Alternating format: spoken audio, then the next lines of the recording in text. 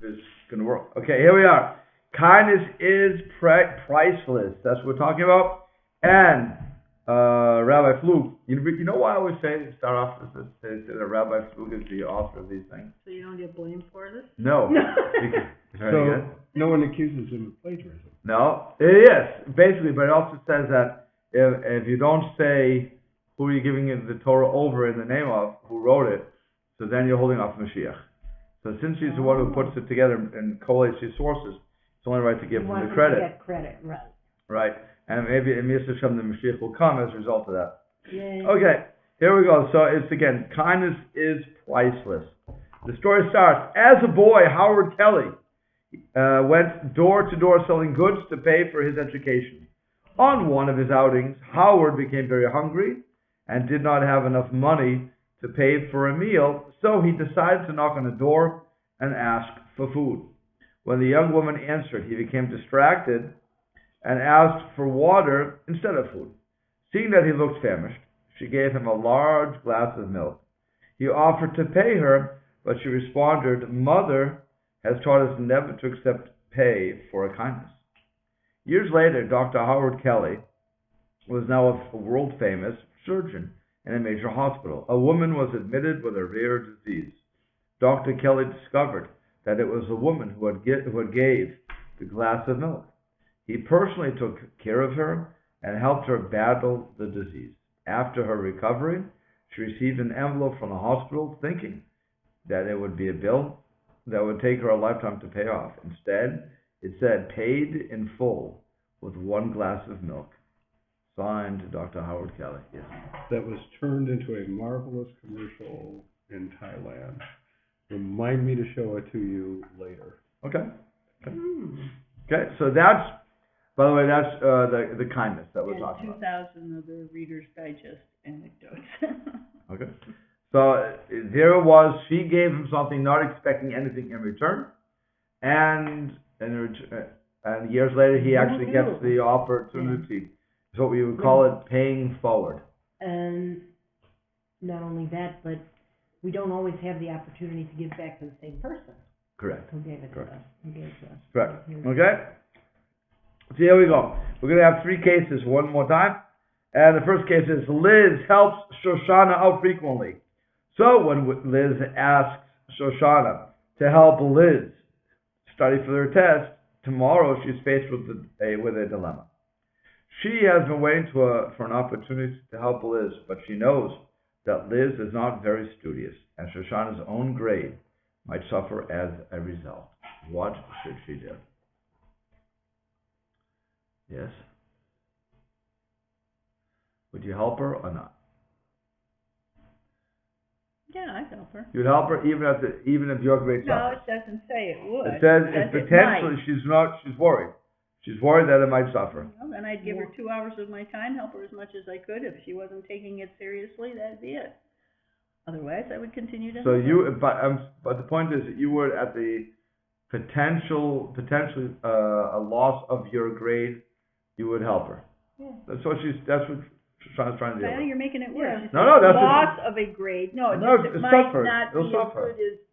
She couldn't do it, right? So it's a loss of a grade. Whatever. Okay? Yeah. You would help too? No problem. That would help because generally helping other people review helps you cement your knowledge. That's assuming it's the same class. Subject. If you're not studying the same class, That's true. then you have a different problem. Okay, if I'm studying the Gemara and you don't know the Gemara, so I teach it over to you. It happened actually today. My daughter, God bless my oldest, my youngest was having a problem with spelling words, so my oldest helped her out with the spelling words. Now that's not going to help Emma. I don't think they're going to have my oldest daughter on second grade words, so I can't imagine that her 9th grade will do that, but if they did, she's prepared. Okay, but that's the thing. Here, my daughter could have said, "I don't have time. I have to prepare for my classes." So okay, it could hurt my grade. That's what Shoshana is dealing with. It could hurt my grade. So am I responsible? I want to do it. I really want to do it, but I have a big test. I have a paper to whatever the case is going to be. So and I need to study. Okay, so that's what she's trying to figure out. What should she do? Does kindness at that point does the chesed, that's what we're looking at, does chesed at that point override her personal needs? Uh-huh. Well, As long as Liz takes it seriously. Like it says, she's not very studious. If she's just doodling around, then no, I don't think it overrides the other person's Or it needs. could be that she has difficulty learning by not being studious. Well, they didn't say that. at the same time, I Right. can't assume that. Liz seems to have unquestioningly offered help to Shoshana. On many occasions, correct. And that you don't offer help with the expectation that it's going to be returned. However, it seems a reasonable thing for Liz to ask Shoshana, can you help me? Okay. And for her to try and allocate some of her time for I that. guess she needs to also determine perhaps when Liz needs the help, what the urgency is, if it will make a difference. Maybe she can put it off a little bit. Okay, It's so tomorrow. Okay, It's so tomorrow. well, it's Yeah. that's the point is everybody has something tomorrow, so she can't really put it off. What if she helps? Like I said, her grade may suffer, may not suffer. She's not sure. It's the uncertainty. Okay, next case. The Kleins have hosted the Cohens a number of times for Shabbat meals, and have not received a return invitation, though the Cohens frequently host other Shabbat guests. Okay, Kleins always invite the Cohens. Cohens never invite the Kleins. They all like each other. There's no fights in the family. It's not two different shoals. Okay, none of the normal politics that go into this. And what happens is the Klein children have been asking their parents to invite the Cohens again. Should the lack of reciprocity affect their decision? Altruistically, no. Realistically, what they feel inside may not be what they're expressing on the outside. They Okay, may so tender the invitation, but not be wholehearted about it because they're wondering why isn't it being. okay, so you're saying reciprocity would be important. Okay, anybody else? Yeah.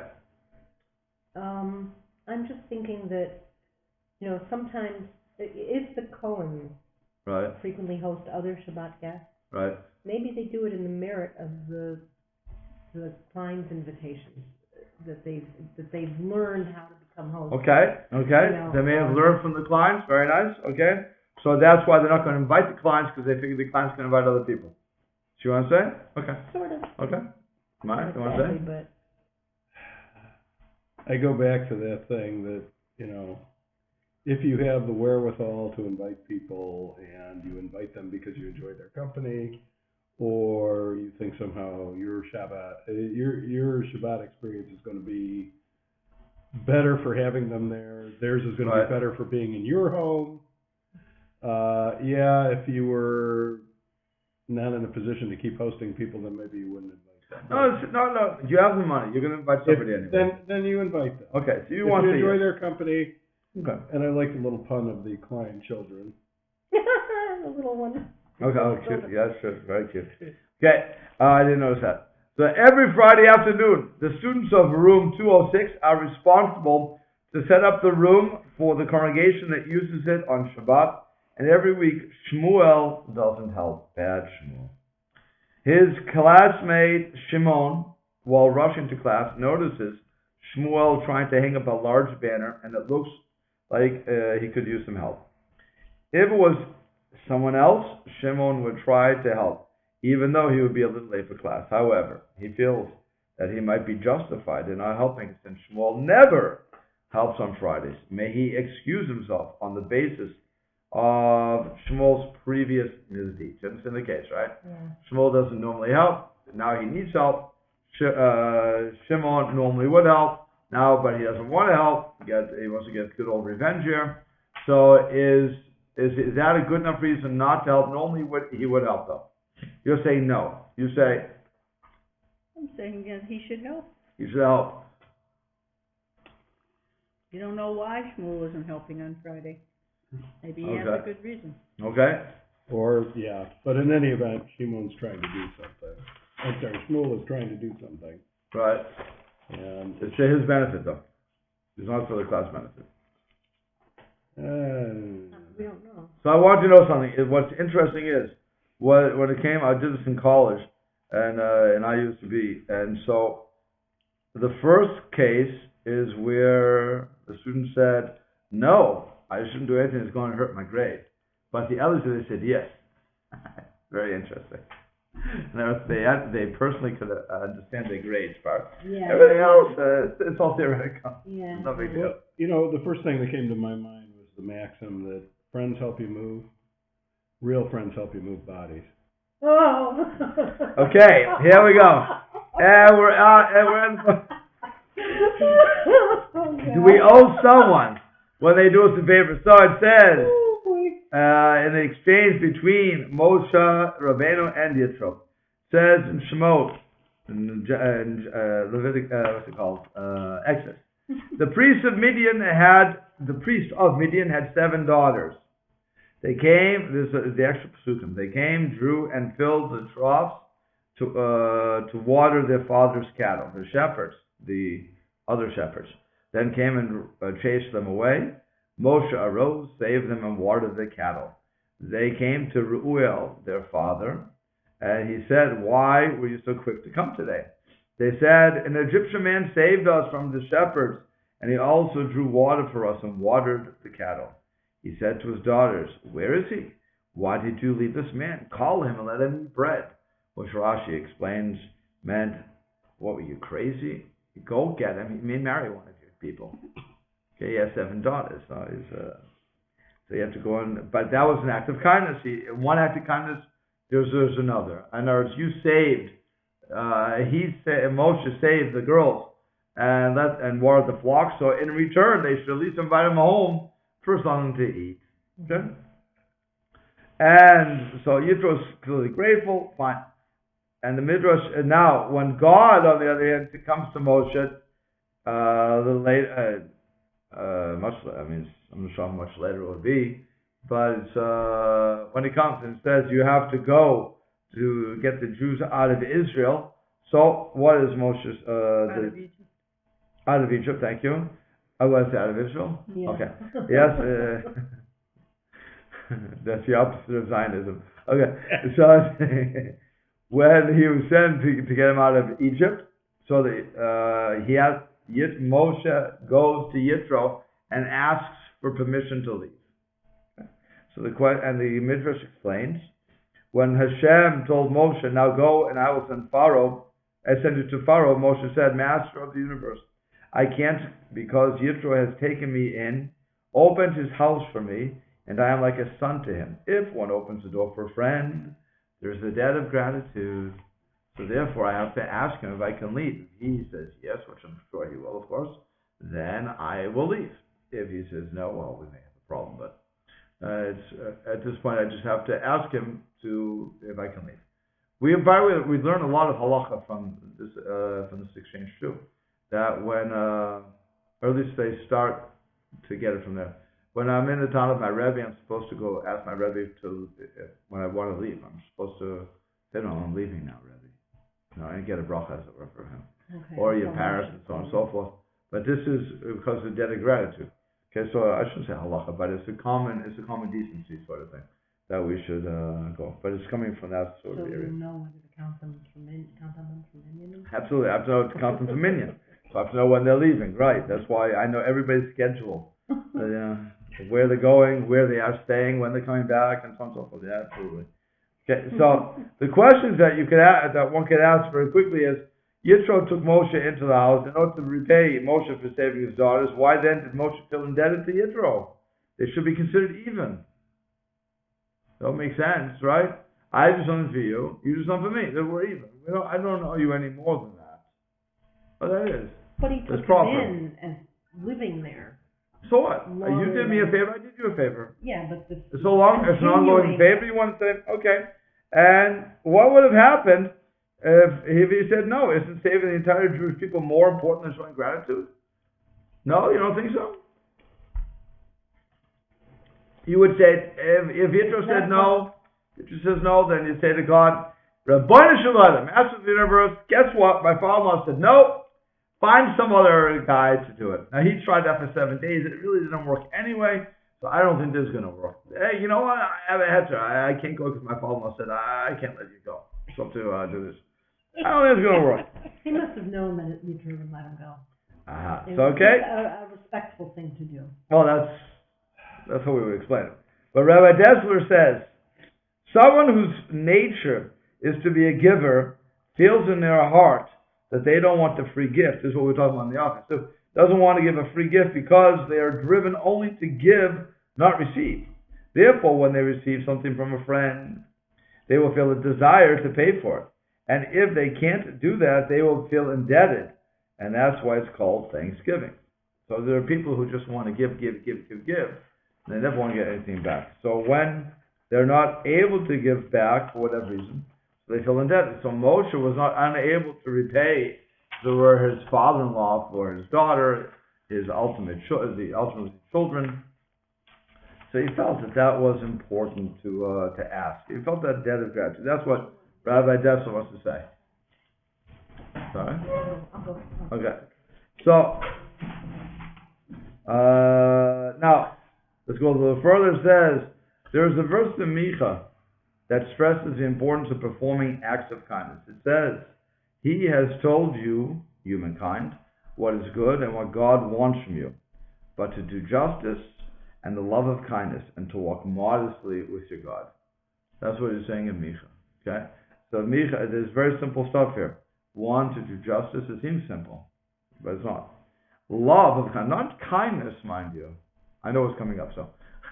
Not kindness, but love of kindness. So you have to look and say, what does it mean? Love of kindness. And then walking modestly with Hashem. So, the Chafetz Chaim, Rav Yisrael Kagan, said that love of kindness means out of place. It should just say, like I said, to do justice and kindness. So he explains. It says love of kindness and not to do justice and kindness, because even though we all perform acts of kindness, we do so because we are forced. For example, we might perform kindness because someone asks us 1 or 2 times for a favor, and it is difficult to continue to come up with excuses, right? So it's like jury duty. Yeah, why do we have to go to jury duty? What's really the understanding? I owe it to my society. Mm-hmm. I owe it as part of the tax, whatever, as part of the system, that I should go, that if they summon me, I should go and I should be proud to do my civic duty. What happens? We get our summons to the, whatever it's called. What do you call it? To jury selection. Jury selection. We get our summons to jury selection, and we try to come up with every possible excuse not to go. Most amazing thing. The baby's coming, this is coming, that's coming. We try to find excuses. Do you want to, well, I'm sorry, continue on, but there's a lawyer's comment about that. A lawyer's comment? That I've heard frequently. Go ahead. That keep in mind that juries are composed of people who were too stupid to get off of jury duty. And I had an argument with the lawyer I heard that from. I said, no, it's a civic responsibility. And there are some who say, okay, I've got a summons, I'm going downtown. Correct. No, there clearly are people who will go down. Mm-hmm. I'm not going to say everybody in the system. What I'm saying is most people try to get out of it in one way or another. Okay? It's unbelievable. I mean, they have so many comedies about this where they try to get out of it. So it's clear that more than 1 or 2 try to get out. There are those who do consider this civic duty and will fall through. Okay? But the point is that he's saying we might perform acts of kindness because somebody asked us 1 or 2 times, but it's only because we couldn't come up with any good excuse. Love of kindness, on the other hand, means that a person should have love for the value of kindness. Hear the words here. Love for the value of kindness. One shouldn't think that just because they occasionally perform acts of kindness, that they have completely fulfilled their requirement. When it comes to kindness, a person who has love for this value will exert all effort to find any opportunity to perform kindness and will do so generously.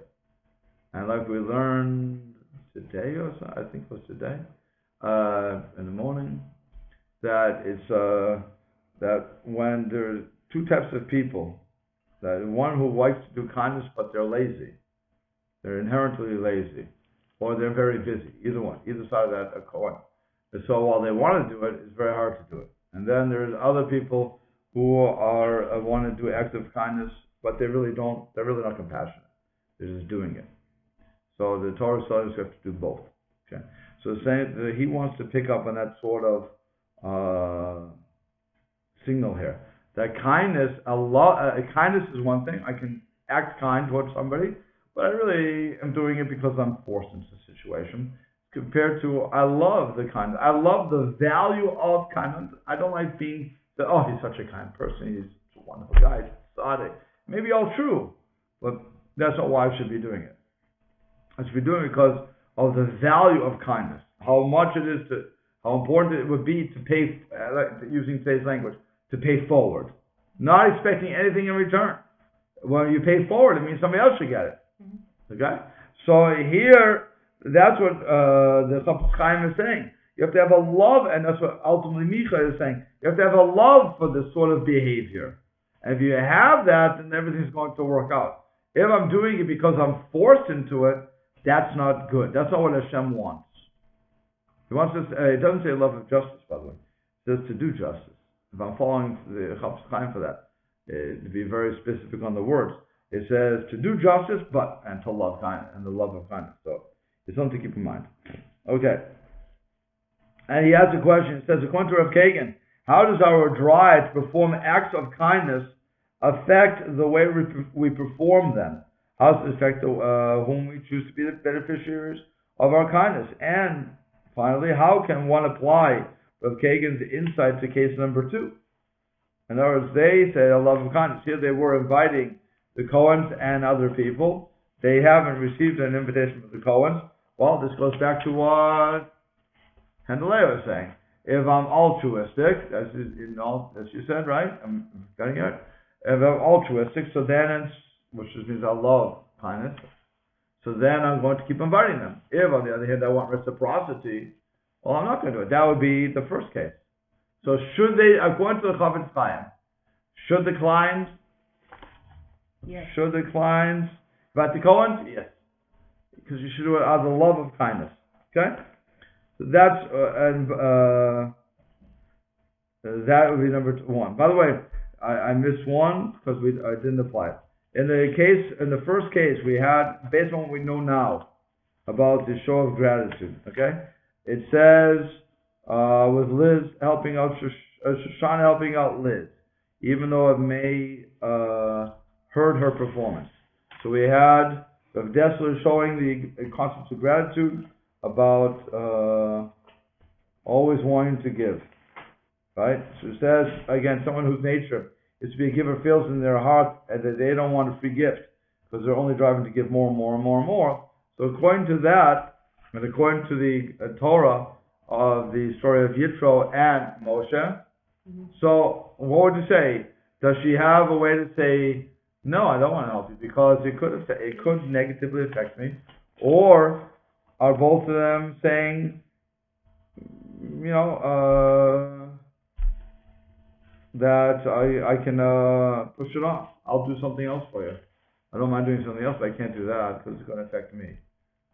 That would be where you have to... Can she do that, you're saying? You're asking? But Liz made a special point of asking for the help. Right.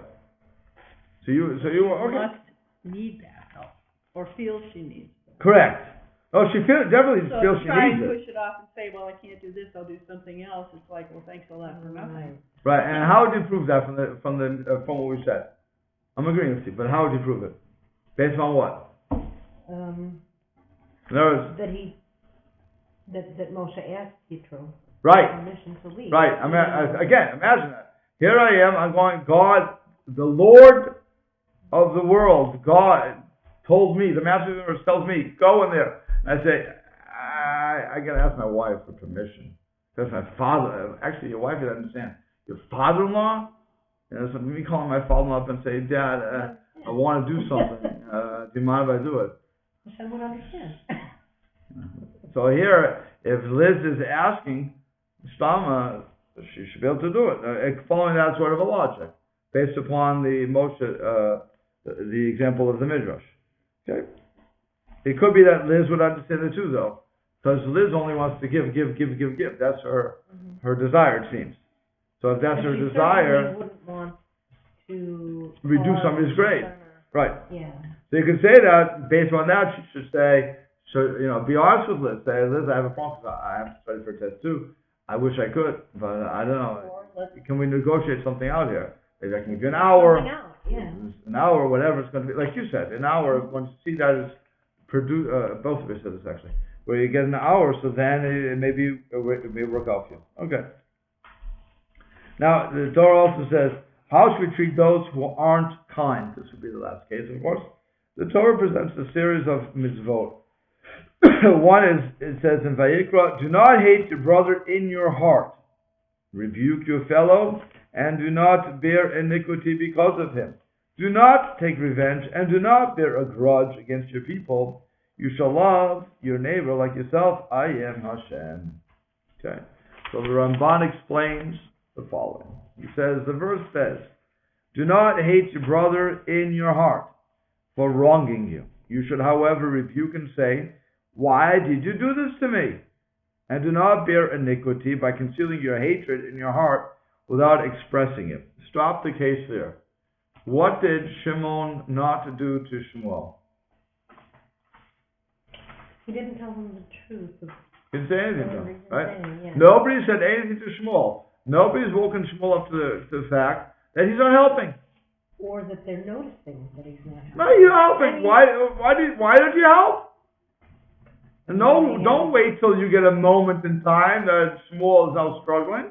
You see somebody doing something that you perceive as wrong, so then you say, you know what, it wouldn't hurt if you helped us once in a while. Why aren't you helping us? No, without accusing him. Okay. Because Even you don't know what his... Well, both of them there may be reasons that no, but if you're saying, why did you... No, in this case where he says, you, however, can rebuke and say, why did you do this to me? So why not? I'm not accusing Troy. I'm saying a fact of life. You never help out. Why?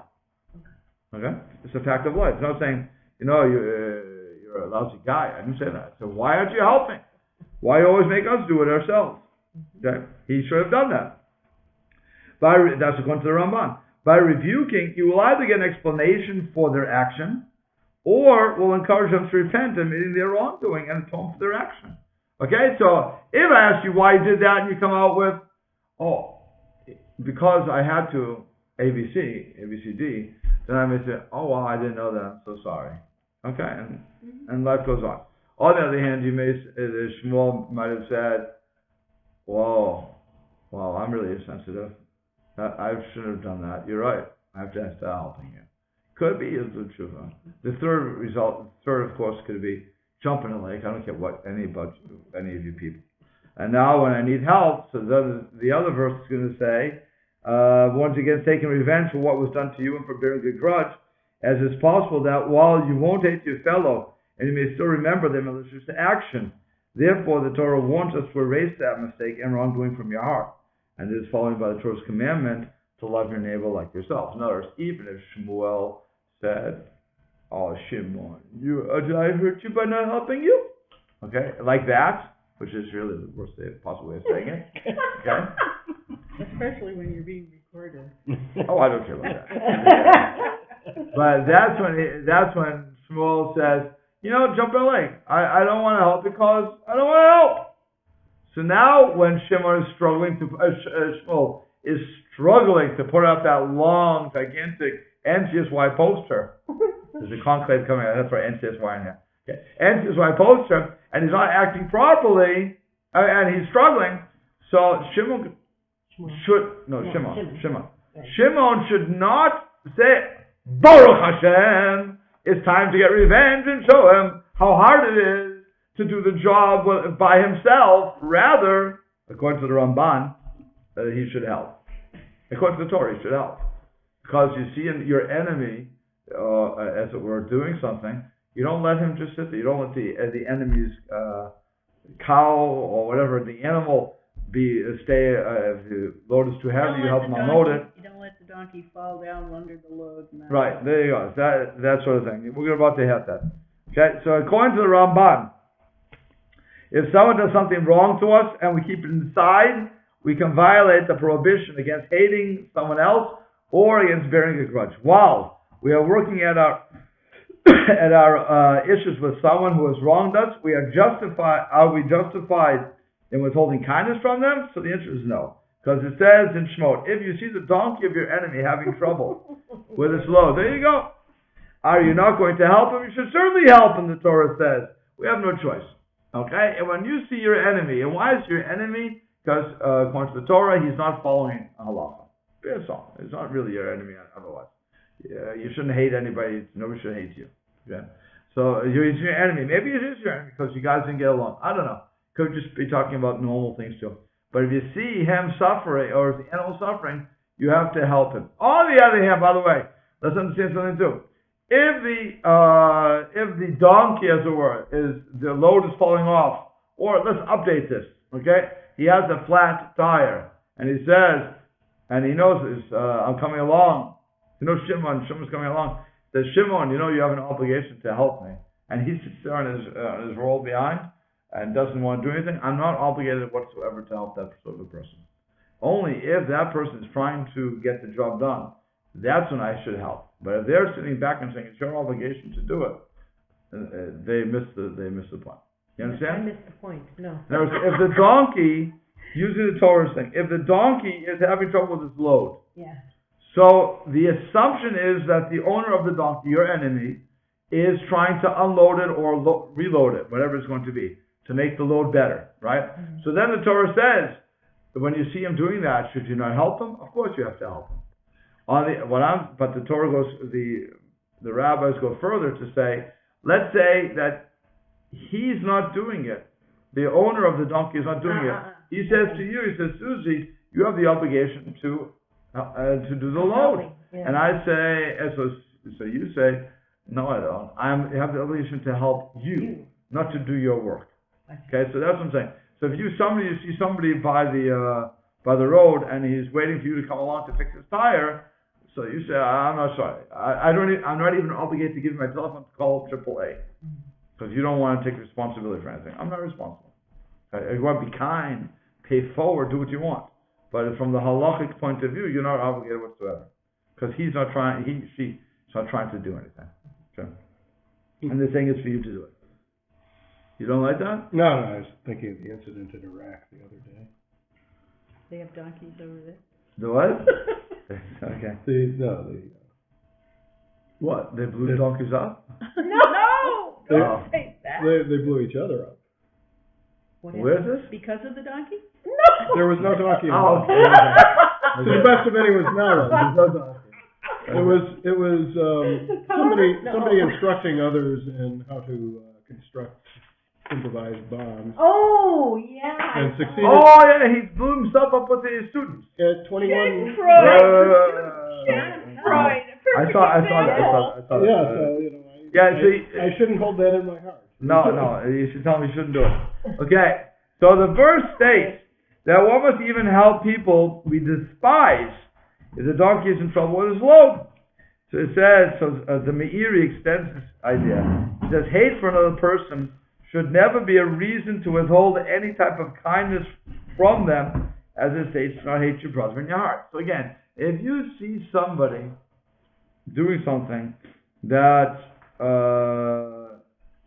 or they need help, even though, first of all, you're not allowed to hate somebody.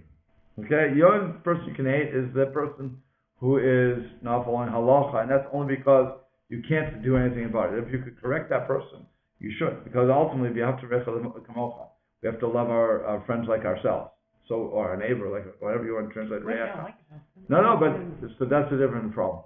But that by the way never really applies because we all really love ourselves.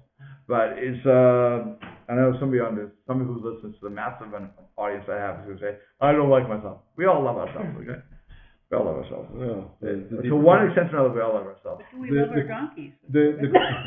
Back of the donkey. In Afghanistan, sometimes too much. But let me just finish. So what happens is if a person again hates somebody, whatever reason he has, he didn't give back the snowblower in time for this big storm coming. Okay, so he didn't do it. So still in all, I can't hate that person. The Torah forbids me to hate. Why, by the way? Why does it forbid me to hate? Because it only hurts you. Right, it's only going to hurt me. It's not good. We have to have avas chinam. We have to have free love, not sinas chinam, free hatred. Because it's very easy to hate somebody. I can always find a reason to hate you. But it's very hard to find a reason to love you. Okay? That I have to work on. That's true. Okay? We all have to work on that. Yeah. It's easier to find the negative things. Correct. That's what I'm saying. Right. That's why divorce is so rampant in this country. Because it's really easy to find negative. It's very hard to find positive. Okay. But it says achika. So who is really my brother in this case? Jewish people. Okay. Because Always, by the way.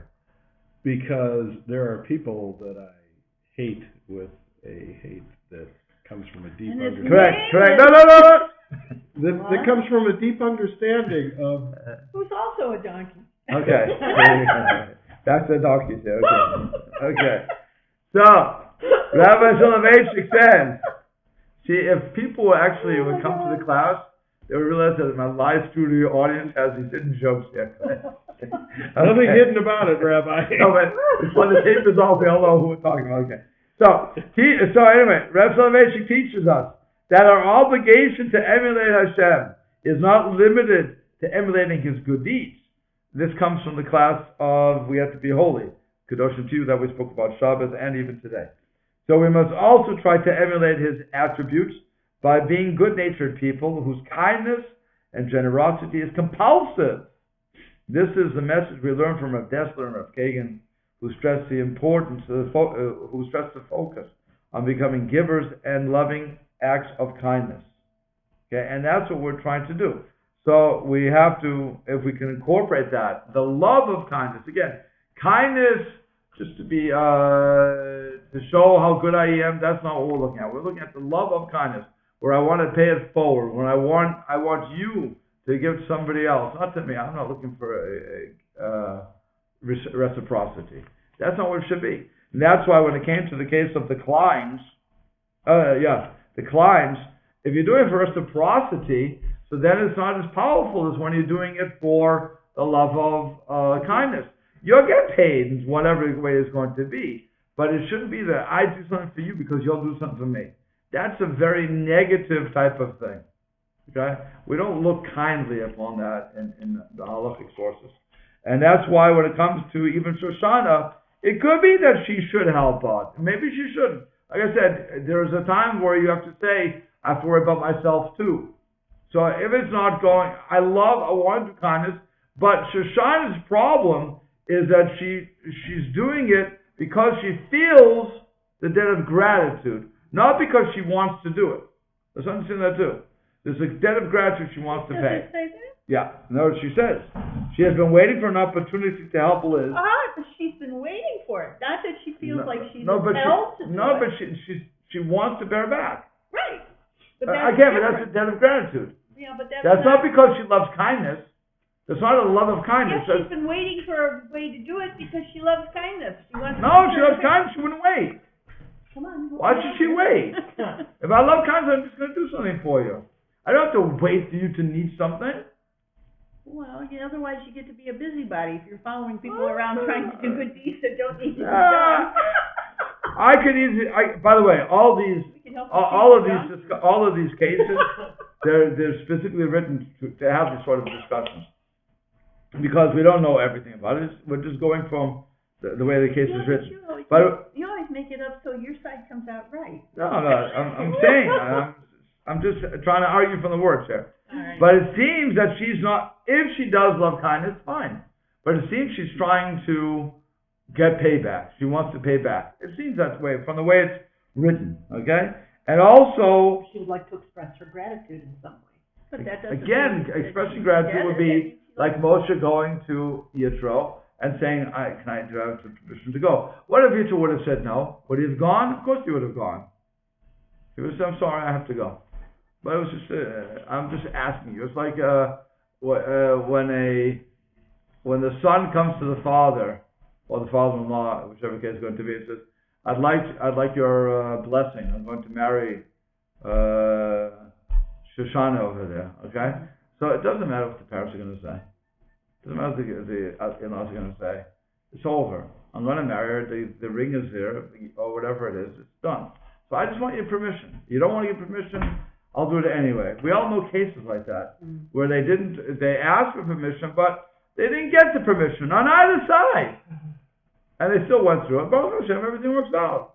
Okay, because that's the one thing, halachically, a parent can't stop. Parents cannot stop warring on a marriage. Assuming that it's, yid to yid. Okay? The other way, even there, you can't stop it. I mean, we're adults. But when it comes to marriage, when it comes to which yeshiva I'm going to go to, okay? If the boy says, I want to leave town because I'm going to learn better in Eretz Yisrael or in New York or in Philadelphia or the thousands of other yeshivas we have out there, compared to the one in town, and even if that person is in New York or Lakewood, chas v'shalom, they would think they can learn anywhere else. No, but really think about it. There you have so many yeshivot, and yet they still find their ways into different places, Montreal and everywhere else. There the parents do not have the right, halachically, to say no. They also don't have to pay the bill, but they really don't have to say no. They don't. We can go. When I want to get married, when I want to make aliyah, all those things. Certain things they have no right to say no. We don't have to listen when they say no. Let's put it that way. They all have the right to do it. Go say no. But so that's what we're looking at here. With Liz, like I said, if she wants to do it, great. So she's going to do it, and she wouldn't have to question, by the way. If she really has a love for kindness, she's not going to worry about her grade. That would be what I always say. You can argue against me, but fine. That's the ethical problem. She might just weigh it. She may wait, okay. And when it came to the Friday evening, again, here he has a lot of things going on. One, does he love kindness? Is he going to help the guy out? Did he tell him off? No. Did he talk to him? No. They just looked at poor Shmuel, who wasn't helping, and said, "You're a schlepper. We don't need you anymore. Leave me alone, and I will get you back." That's revenge. So that's why, in that case, of course you shouldn't excuse yourself. But you should still talk to Shmuel and say, Shmuel, nobody's helping because you don't help anybody else. And why don't you help anybody? While you're helping him, of course. Okay. You should help the guy. He needs help. Your enemy's donkey is, what's the expression? Is loaded improperly. How do they say it? Is having trouble with his load. This donkey's having a problem with his load. So you help the guy out. Leave him alone. Okay? And then, like I said, talk to him. What? No, I'm saying you help him out, but then you talk to him and you say what's going on. Okay? Any questions?